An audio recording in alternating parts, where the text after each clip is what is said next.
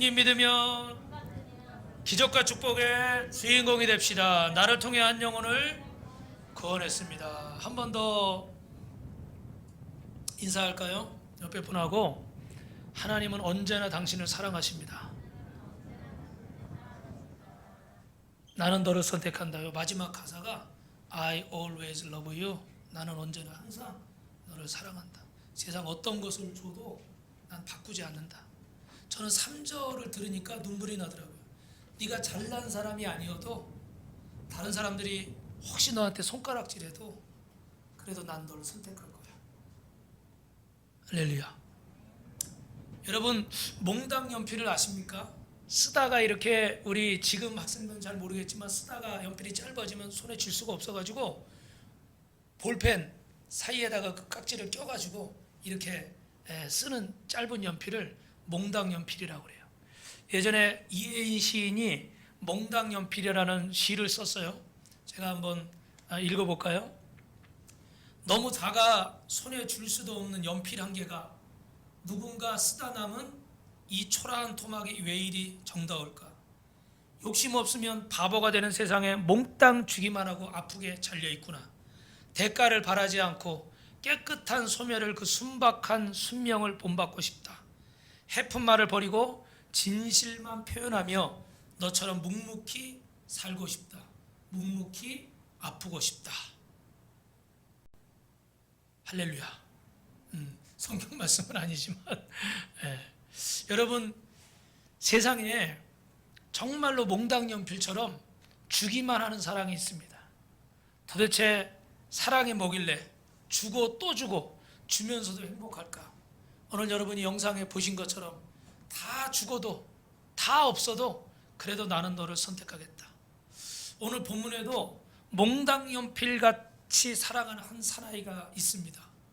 오늘 첫 번째 주제는요, 하나님과 함께 펼치는 인생 드라마. 따라합니다. 주는 사랑, 주는 행복. 여러분 포스터나 이렇게 보셨겠지만 이 9월의 10월의 주제는 그리스도의 사랑입니다. 그래서 그리스도의 사랑과 또 우리의 사랑과 결혼, 이런 주제를 가지고 여러분과 하나님의 말씀을 나눌 텐데, 여러분 오늘 본문의 야곱의 생애를 보면요, 한편의 드라마 같아요. 드라마는 항상 뭐가 있습니까? 주제가 있잖아요. 그죠? 주제를 정한다고 하면 이렇게 정하겠어요. 사랑이 뭐길래 이토록 삶을 아름답게 하는가? 제가 이번 주에 설교 준비를 하면서 또 어제 제가 갑자기 주례를 하게 돼가지고 이 사랑에 대해서 굉장히 묵상을 많이 하게 되더라고요. 그런데 여러분, 이 사랑이 뭐길래 도대체 이처럼 인생을 아름답게 할까? 여러분, 야곱의 인생을 크게 5막의 인생으로 그릴 수 있습니다. 첫 번째 1막에는요, 쌍둥이 형제가 어머니 태중에서 싸우다가 태어나는데 형이 먼저 나가니까 동생이 어떻게 형이 어딜 잡았죠? 발 뒤꿈치를 잡고 태어나요. 그죠? 그리고 2막에서는 보면 야곱의 형 에서가 배고픈 걸 이용해서 팥죽 한 그릇에 장자의 명분을 빼앗아 옵니다. 그리고 3막에서는 그 빼앗은 장자의 명분을 가지고 앞을 잘 보지 못하는 아버지를 속여서 형이 받아야 될 축복까지 다 뺏어가 버려요. 그리고 인생 4막에서는 이제 그 분노해서 동생을 잡아 죽이겠다고 달려드는 그 형을 피해서 외삼촌 라반의 집으로 도망을 가게 됩니다. 그런데 도망가다가 그 외로움 속에서 들판에서 돌베개를 자고 잠을 자게 되는데, 그 베델에 하나님이 나타나시는 거예요. 그래서 사다리를 가지고 천사들이 오르락 내리락 하는데 그게 다 우리의 뭐예요? 기도. 이 땅에서 여러분이 드린 기도가 하나님의 보좌에 상달될 줄로 믿습니다. 할렐루야. 이런 신비한 꿈을 꾸게 되는 거예요. 그래서 여러분, 이 29장 앞에 창세기 28장에 야곱이 돌베개를 베고 누워서 하나님의 사자가 오르락 내리락 하는 꿈을 꾸게 되는데, 이 꿈에서 여러분, 야곱은 하나님을 만나는 거예요. 너 왜 거짓말했냐? 이 나쁜 놈아, 사기꾼아. 그리고 혼내실 줄 알았는데 하나님은 오히려 혼내시는 게 아니라 야곱에게 복을 주시는 거예요. 어떻게 복을 주셔요? 그 첫째가 이 사다리, 하늘에 닿은 사다리를 보여주시는 거예요. 그래서 너의 꿈과 너의 기도와 너의 비전이, 너를 향한 내 축복이 이루어질 것이다. 여러분 믿으시면 아멘 하시기 바랍니다. 할렐루야. 그리고 두 번째는 그 꿈을 다 이루기까지 하나님이 야곱을 떠나지 아니하시리라. 여태까지 야곱은 하나님을 어떻게 생각했어요? 할아버지 아브라함의 하나님, 아버지 이삭의 하나님. 그저 나는 그런 가정에서 태어났을 뿐이지 나의 하나님으로 야곱의 하나님으로 고백한 적이 없었던 거예요. 그런데 그 베델의 루스들판에서 돌베개 베고 정말 나 혼자밖에 없는 상황에서 어떻게 보면 아버지에게도 버림받은 그 상황에서 나의 하나님으로 하나님을 만나게 된 거예요. 그래서 너무나 고맙고 감사해서 기뻐서 그 자리에서 울고 또 우는 겁니다. 그러면서 세 번째로 뭐라고 고백하는 거예요? 창세기 28장 17절에 보면 두렵도다 이곳이요 여기가 하나님의 정이고 여기가 하늘의 문이로구나. 할렐루야. 여러분 그곳에서 하나님을 만났기 때문에 이제는 그곳에 돌을 세워서 성전 기둥을 삼고 이 베델에 하나님의 성전을 짓게 되는 줄로 믿습니다.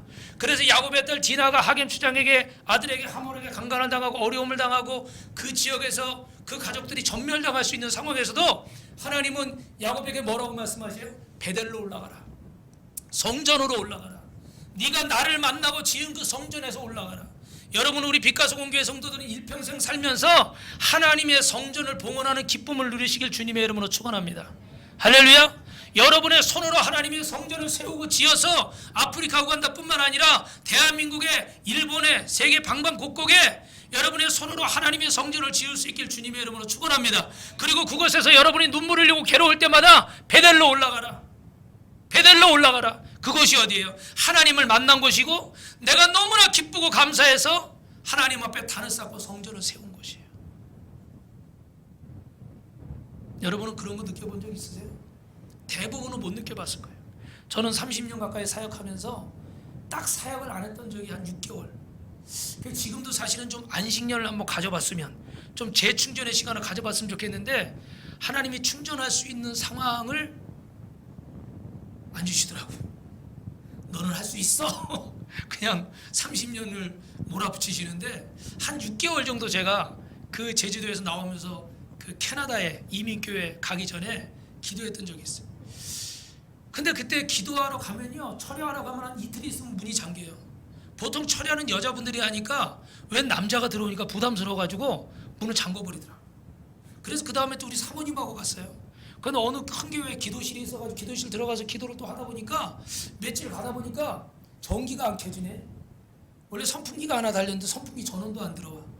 모르는 사람이 자꾸 오니까 부담스러운지 전기를 내려버린 것 같아. 그래도 한여름에 그 더운데 기도실에서 몇 시간을. 그때 제가 우리 교회가 내 교회가 있는 게 얼마나 큰 복인가. 내가 언제든지 기도하고 싶을 때 여러분 모르는 성도가 저 비밀번호 가르쳐 달라고 하면 제가 가르쳐 주지 않겠죠, 그죠?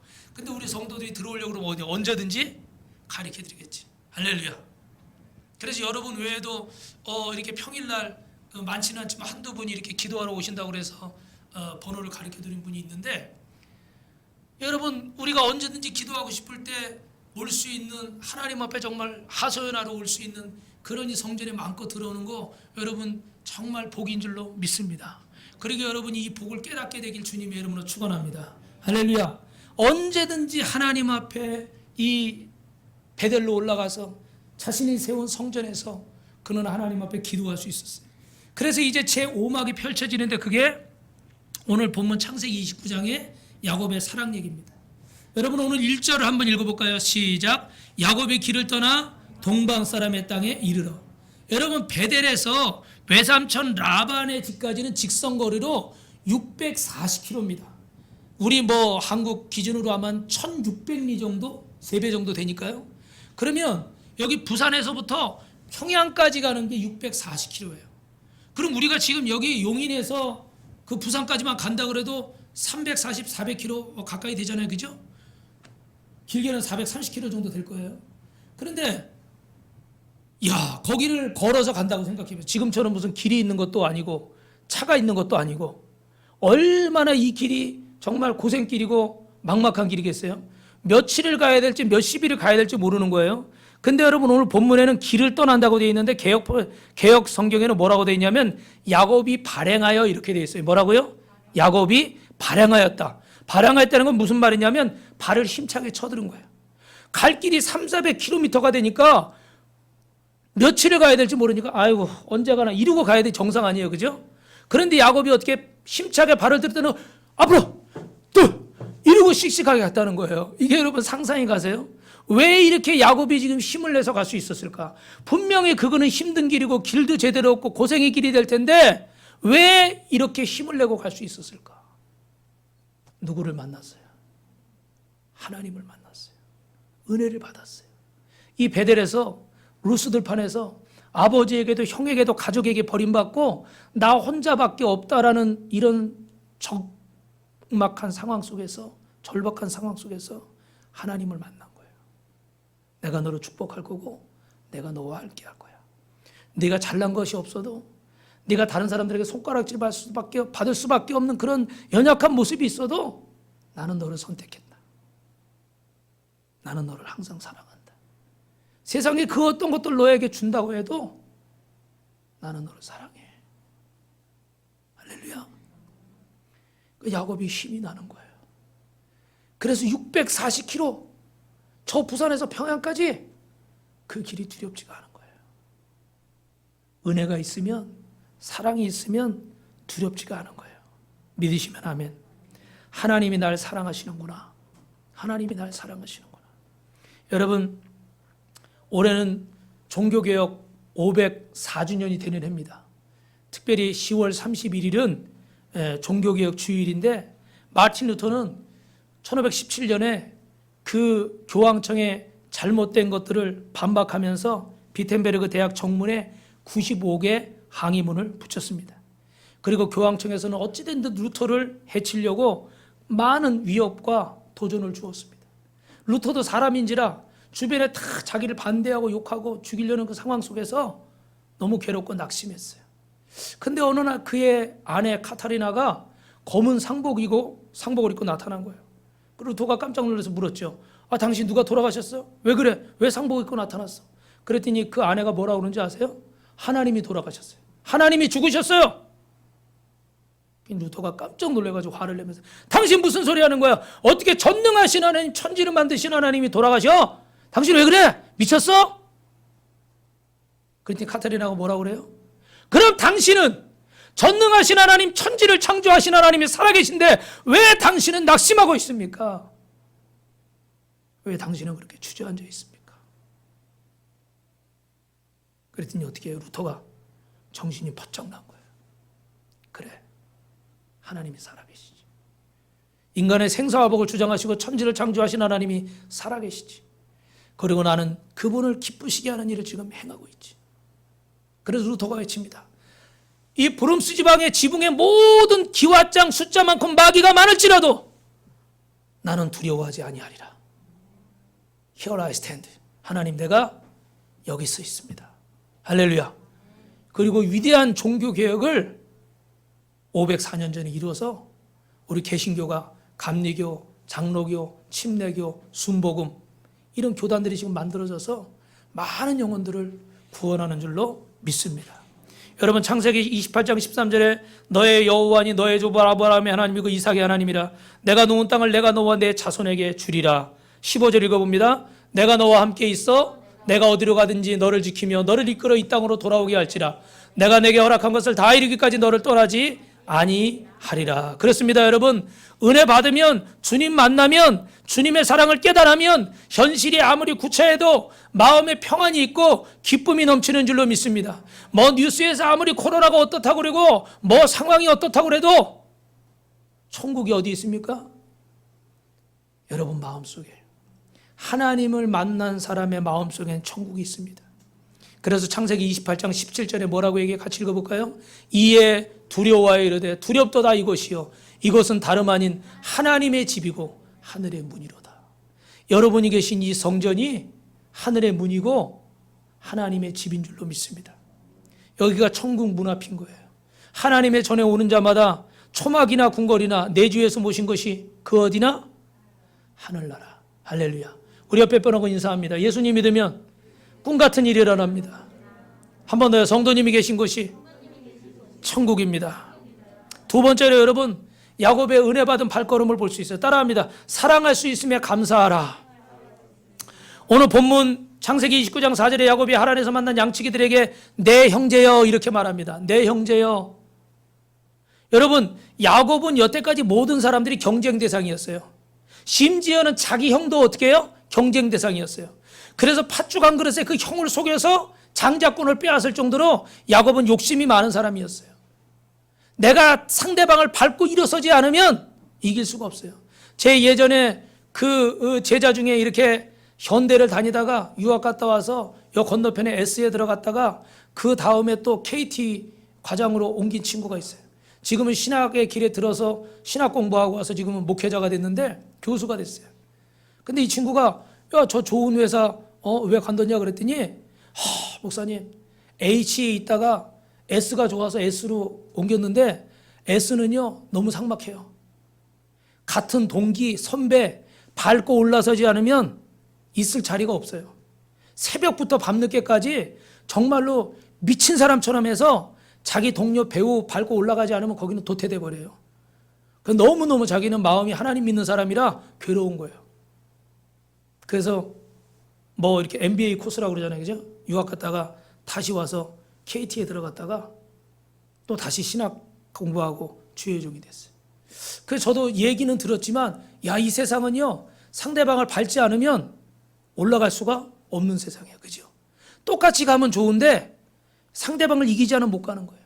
이게 여러분 사실은 우리의 본심이고 야곱의 본심이었던 거예요. 근데 은혜 받은 야곱, 하나님의 사랑을 깨달은 야곱, 지금 그 사람은 뭐라고 얘기해요? 처음 본 사람인데 경쟁자가 아니라 원수가 아니라 뭐라고 얘기해요? 형제요, 자매요. 하나님을 만난 사람의 아름다움이 여기에 있습니다. 오늘 우리가 부족하지만 하나님을 만난 사람들은 이렇게 변화되는 줄로 믿습니다. 은혜 받은 사람의 공통점은 뭔지 아세요? 자연도 사람도 모든 것이 다 아름다운 거예요. 어제와 똑같은 환경인데 어제와 똑같은 상황인데도 모든 게 아름다운 거예요. 저는 고등학교 때 혼자 새벽 예배 갔다가 새벽 예배 딱 끝나고 나올 때 그 기쁨을 잊을 수가 없어요. 그 새벽에 어두운데 혼자 다 교회에 갔다가 그 뒤에서 방석 깔고 막 예배드리고 기도하다가 방언 받고 싶어가지고 할렐루야 할렐루야 할렐루야 혼자서 뒤에 숨어가지고 할렐루야 할렐루야 혀가 방언이 안 되더라고. 근데 나중에 어떻게 보니까 할렐루야 할렐루야 이 꼬이더라고. 그래서 또 방언을 해본 적이 없잖아요. 이게 뭐가 이 발음이 왜 이래? 또 할렐루야 할렐루야. 그 나중에 알고 보니까 방언 받은 거예요. 근데 그렇게 그 학창 시절에 은혜 받고 새벽에 탁 성경책 옆에 끼고 나와서 이제 빨리 집에 가서 또 학교 가야 되잖아요. 그때 그 새벽 공기를 잊을 수가 없어요. 지금도. 그때만큼 순수하지는 않지만 야, 그때 정말 주님을 그 어린 나이에 만나고 이렇게 주의 길에 들어서고 그때 그 주님을 만났던 은혜 때문에 그 사랑을 체험했기 때문에 이 자리에 있는 줄로 믿습니다. 여러분, 하나님의 사랑을 체험한 사람들, 오늘 야곱은요 이제 원수가 아닌 거예요. 경쟁자가 아닌 거예요. 형제고 자매인 줄로 믿습니다. 은혜의 절정기에서 야곱이 라헬을 만났습니다. 라헬을 만나는 순간 첫눈에 반했어요. 그 사랑의 힘이 얼마나 놀라운지 운물을 막고 있던 돌뚜껑을 그냥 번쩍 들어버립니다. 사랑의 힘이 얼마나 센지 무거운 게 아닌 거예요. 여러분, 괴롭다, 힘들다, 어렵다, 큰일 났다, 걱정이다. 왜 그럴까요? 사랑을 잃어버렸기 때문이에요. 은혜를 잃어버린 사람은 한숨을 쉬게 돼 있어요. 그러나 은혜 받은 사람은 무거운 돌을 내가 지겠다. 은혜가 떨어진 사람은 강단에서 무슨 이야기가 들리면 아이고 부담스러워. 아이고 부담스러워. 그러나 은혜 받은 사람은 무슨 소리가 들리면 이 교회의 무거운 짐을 내가 져야 되겠다. 한 사람밖에 아멘을 안 한 것 같아요. 교회의 무거운 짐을 내가 져야 되겠다. 할렐루야. 은혜가 있으면 그것이 부담이 아니라 그것이 주님을 위해 봉사할 수 있는 기회로 오는 거예요.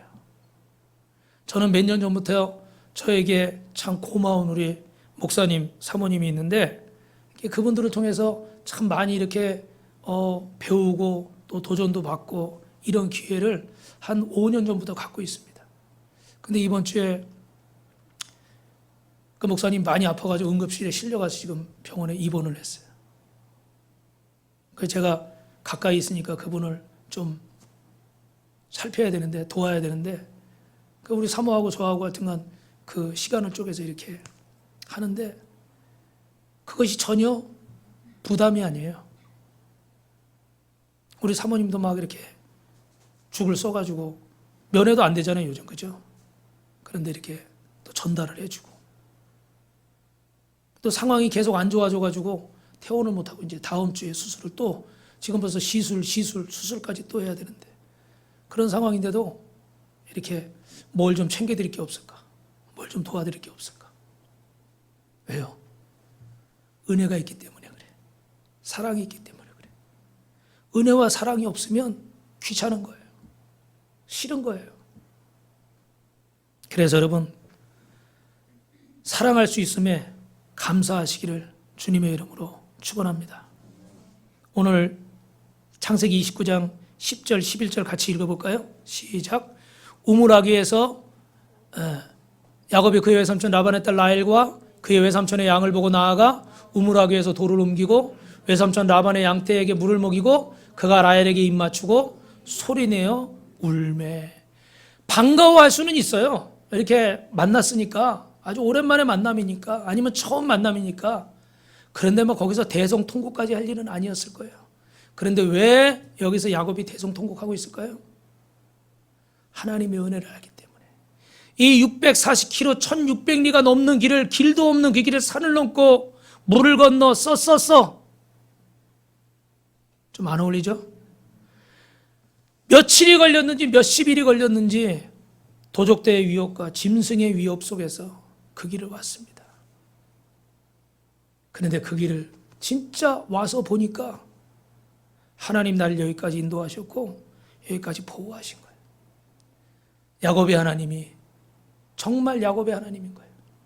이제 더 이상 아브라함이나 이삭의 하나님이 아니라 야곱의 하나님인 거예요.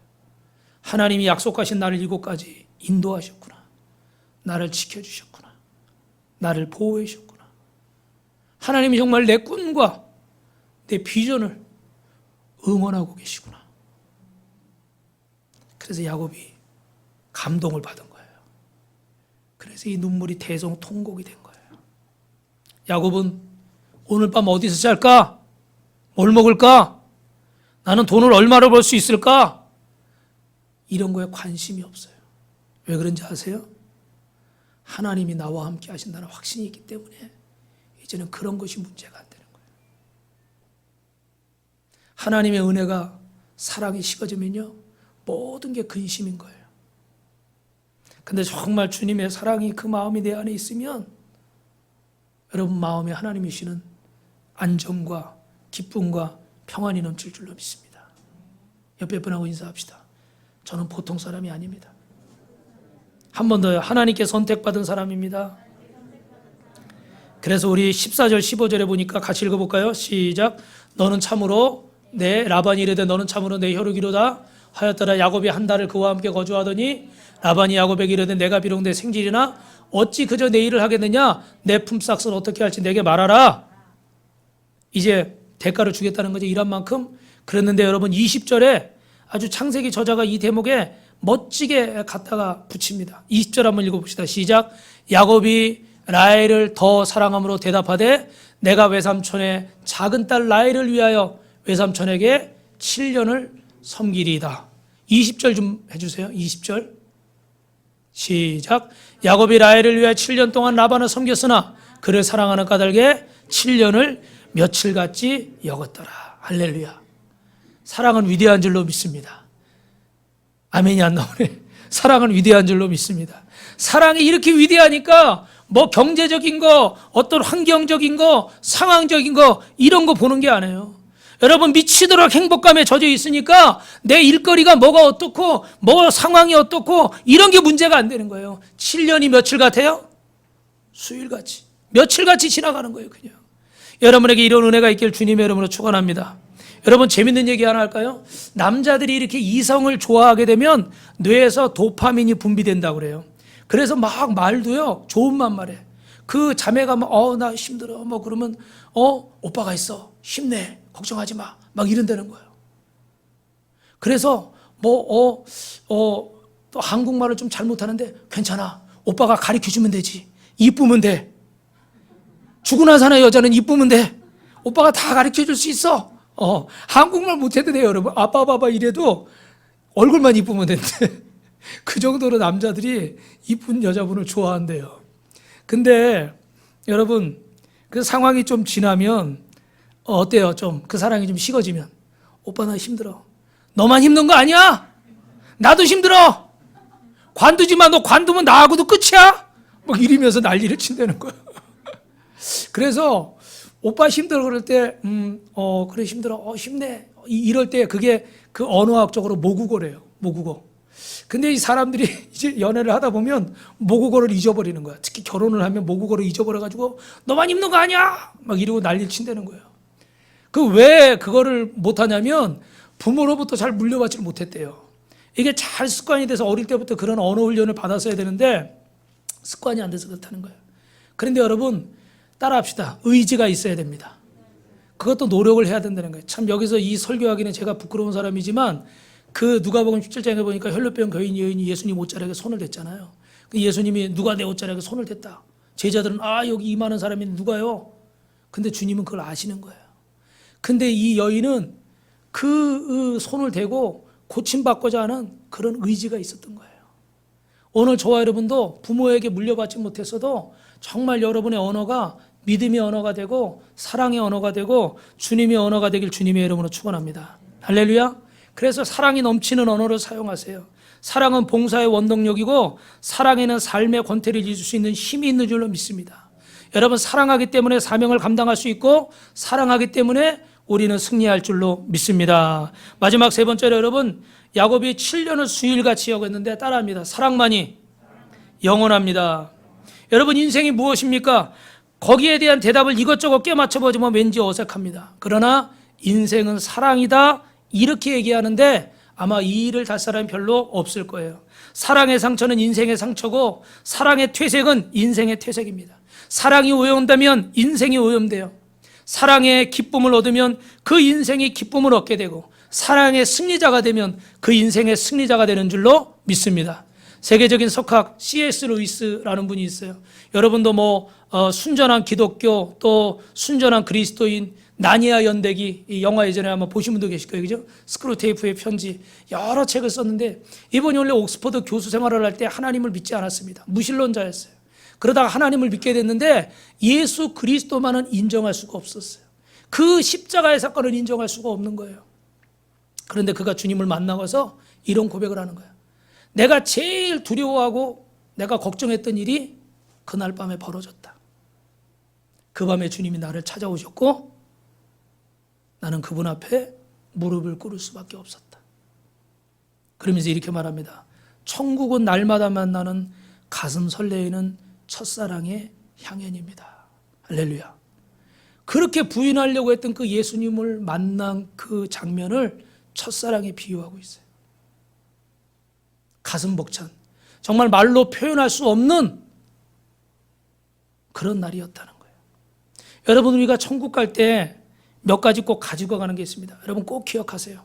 이 땅을 떠날 때 여러분이 꼭 아셔야 돼요. 첫째는 자기 자신이에요. 내가 이 땅에서 경험하고 느꼈던 것들 그 기억을 가지고 갑니다. 가서 우리 필립이가 저한테 아빠라고 안 부르고 필립 선생님이 저한테 형 이렇게 부를 거예요. 거기는 이렇게 촌수가 없으니까 천국은. 그런데 그 기억은 다 가지고 가는 거예요. 또 하나는 여러분이 전도했던 이 땅의 영혼들 그것이 여러분에게 생명의 면류관으로 의의 면류관으로 씌워질 줄로 믿습니다.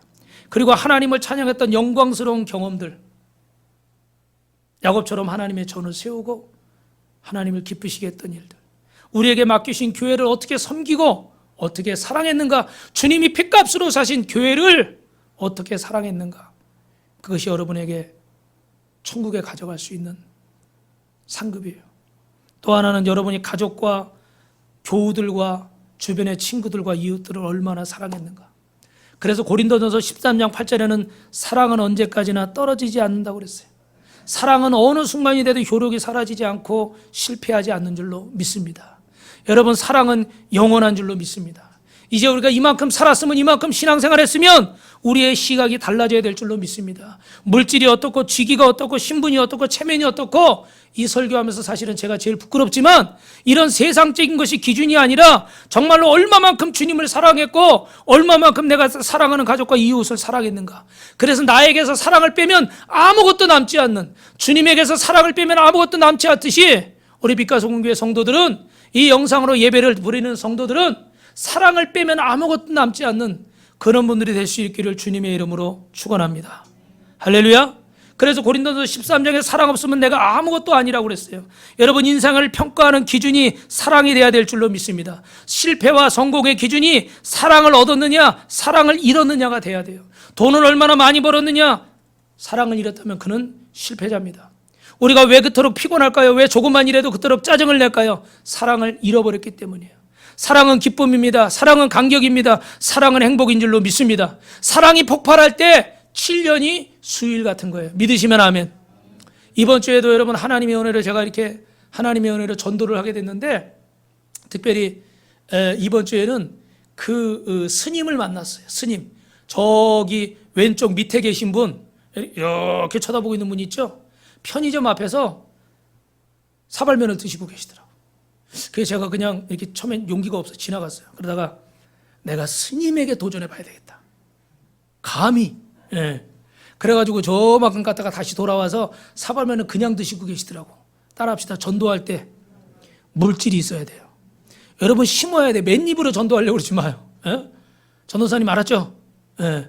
가가지고 그냥 사발면을 드시길래 얼른 들어가서 요 조그만 그 김치 있잖아요. 조그만 김치. 그거를 사가지고 딱 음료수하고 드리면서, 아유 스님 안녕하세요. 이거 왜 그냥 드세요? 김치랑 같이 드세요. 그러면서 이렇게 말을 걸어서, 스님 제가 요새 코로나라 성도들이 교회 잘 못 오고 그래서 전도하러 나왔는데 스님한테 잠깐 전도해도 될까요? 정중하게. 그랬더니 해보래. 그래서 제가 그분의 표현에 의하면 어머니와 UFC를 하셨대. UFC 아시죠? 막 치고받는 거. 그래가지고 정말 어릴 때 기억이 참 침울한 거예요. 예. 그래서 자기가 참 나중에 보니까 자존감은 바닥이고, 자존감이 바닥이니까 자존심이 거꾸로 높아지더래. 정상적으로 높아진 게 아니라 자존감을 감추려고 자존심이 높아지더래. 여러분, 죄송한데 우리 중에도 그럴 수 있어요. 그죠? 자존감이 떨어지니까 자꾸 자존심을 더 세워. 고등학교 때 여학생들 보고 싶어서 친구 따라 교회를 처음 갔대요.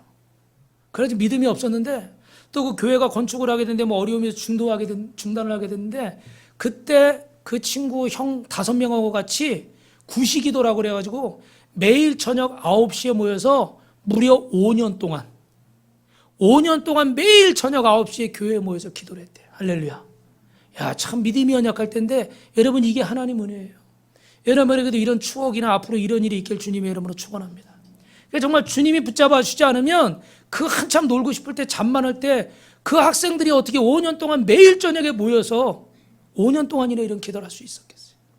근데 이게 자기가 이렇게 은혜 받은 비결이라는 건 나중에 깨닫는 거죠.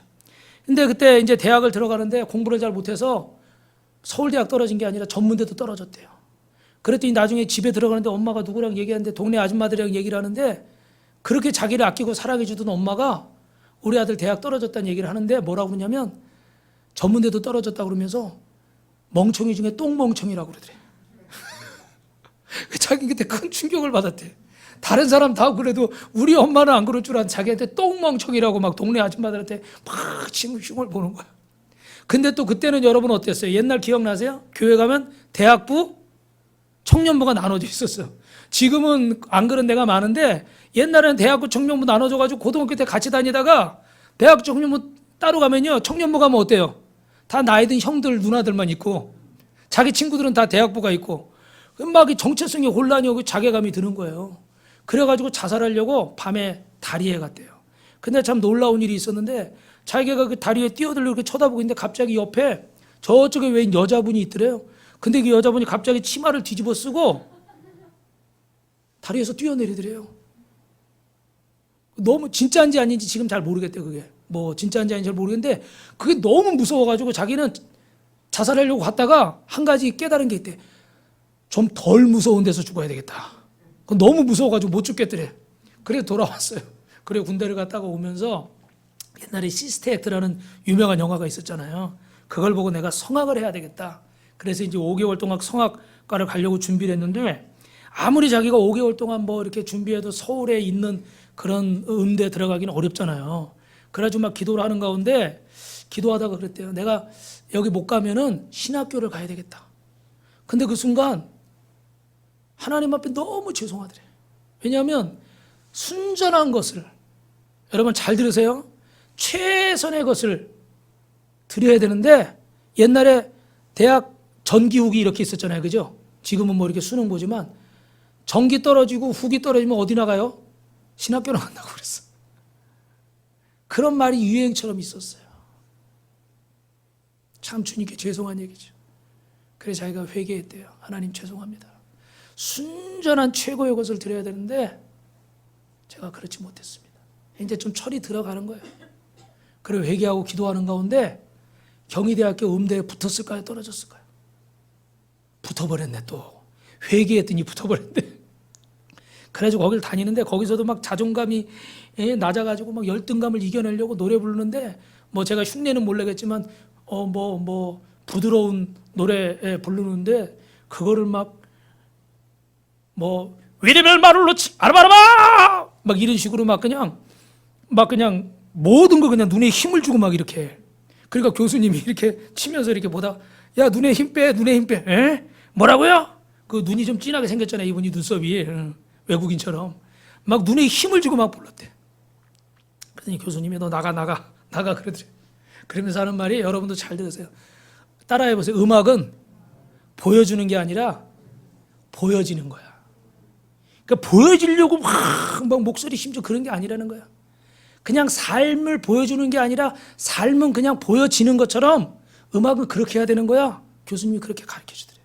그러면 자기가 윤동주 시인의 그 십자가라는 시가 있어요. 하늘과 바람과 별과 시집에 십자가라는 시가 있는데 그 중에 고독했던 사나이 행복한 예수 그리스도 그 시를 읽으면서 주님을 만나게 되고 자신의 인생이 변화되게 되었습니다. 그래서 그 마지막으로 했던 얘기가 어느 날 자기가 이렇게 좀 이런 소통 강사로 유명해지고 나서 제주도에서 갑자기 전화가 왔대요.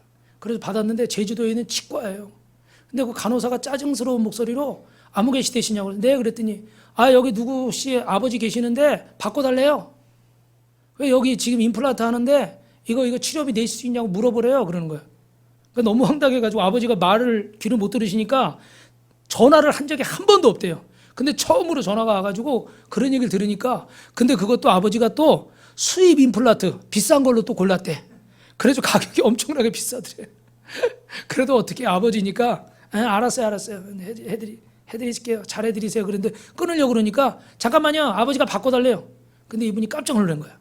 왜냐면 아버지가 전화를 한 번도 한 적이 없는데 못 들으시니까 바꿔달라고 그래가지고. 그 너무 긴장을 해가지고 자기가 전화를 딱 받고 여보세요? 그랬더니 아버지가 막둥이냐? 그리고 그 다음에 작은 목소리로 미안하다. 그 소리를 듣는데 너무 눈물이 나더래. 아버지 나 이만큼 키워줬으니까 그 정도 얼마든지 하실 수 있지. 그렇게 말하고 싶은데 그냥 먹먹해가지고 아무 말 안 나오더래. 그 말 한마디 속에 아버지의 마음이 느껴져가지고 제주도에 갔다가 이제 비행기 타고 오는데 평상시 어머니가 이렇게 배웅을 해주는데 그날 아버지가 오셨대. 그래서 아버지는 이거 드리면 가서 다 그림하시고 사회환원하시니까 용돈을 잘 안 드렸대. 어머니한테만 드리고. 근데 그날 아버지가 오셔서 용돈을 이렇게 딱 드렸는데 이렇게 딱 받으시고 자기가 뒤돌아서 가다가 뒤를 안 돌아봤대. 항상 뒤돌아보면 어머니가 막 손 흔들면서 울고 계시니까 아버지도 그럴 줄 알고 이렇게 가다가 안 볼래다가 이렇게 한번 딱 돌아봤대. 그랬더니 아버지가 그 자리에서 한 발짝도 안 움직이시고 돈을 세고 있더래. 이놈이 얼마 주고 갔나? 근데 그러고서 뒤돌아서 딱 가시는데 그 순간에 아버지 어깨가 보이는데 한쪽에 이렇게 많이 기울으시더래.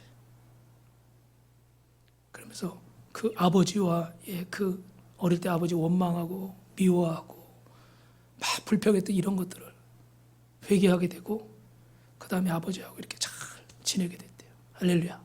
그러면서 마지막 하는 말이 뭐냐면 누군가 뒷모습이 보이면 사랑이 시작된 겁니다. 직장에서도 동료들의 직원들의 뒷모습이 보이기 시작하면 리더가 된 것입니다. 이렇게 마무리를 하더라고요. 사랑하는 성도 여러분, 오늘 누군가의 뒷모습을 연약한 모습을 볼 수 있다면 여러분은 그리스도인의 사람인 줄로 믿습니다.